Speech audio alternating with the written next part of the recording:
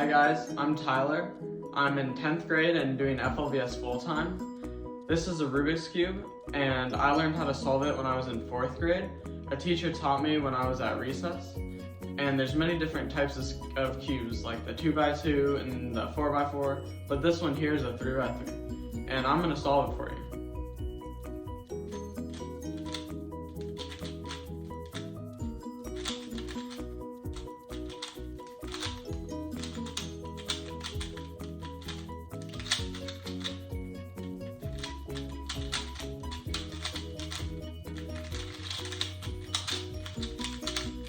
So here you can see it's all done, and I'm now going to walk you through some of the ways that I'm thinking on how to solve it.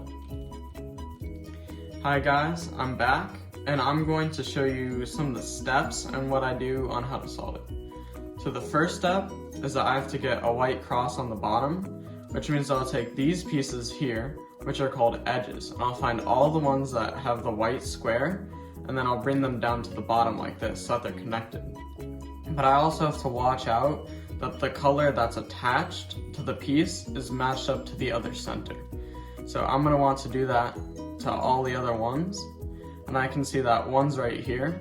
So I'll bring it up, and then I'll match it up with the green and the green, and I'll just put it right down to the bottom here. So this is all matched up. And I can see that the next piece I have here is the orange one. And it is in the right spot, but it's flipped. So I'm gonna have to flip it back. So I'm gonna bring it to the top, and then I'm gonna put it in, so that the orange matches and the white matches too. And the last one we have is the red one. And so we bring it down so that it matches with the red and red. And then we're gonna put it back, and then we're gonna move this one back too. So we have the cross all done. And so the next thing that we have to do is we have to make pairs like these and then put them in so that it matches up and it makes this big block here. And so next I can see that this piece, which is the orange and blue piece, goes with this white and orange and blue corner.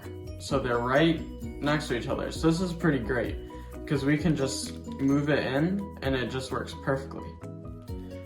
This one is a little bit harder because we have to do a few more moves, but we can match it up like that and then just put it in. And the last one we have is the blue and orange, green and orange, sorry, with the green, orange, and white corner. And so we can make that one by bringing it over and then just putting it in. And next, we have to make the yellow cross on top so that it's facing up.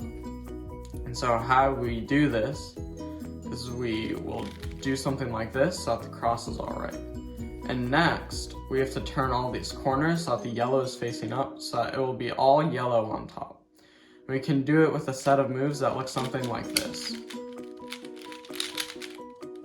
And then, all we have to do is we just match it up so that these pieces are all matched around so that they go to their proper places. And we can do that with an algorithm that looks something like this.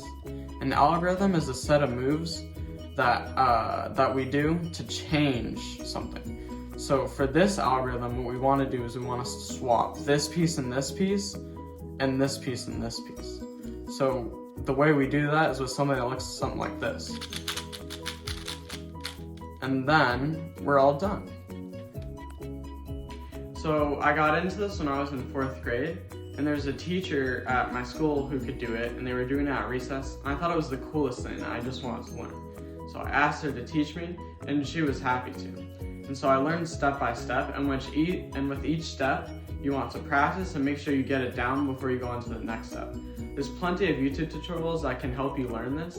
One that I highly suggest is How to Solve Rubik's Cube in 10 Minutes by the YouTube channel JPerm. The reason his channel is called JPerm is because that's a move on the cube. It's called a JPerm because when the pieces move around, it looks like a J. And it has perm because it's short for permutation. And this move looks like this. And I hope you enjoyed watching, and thanks for sticking around.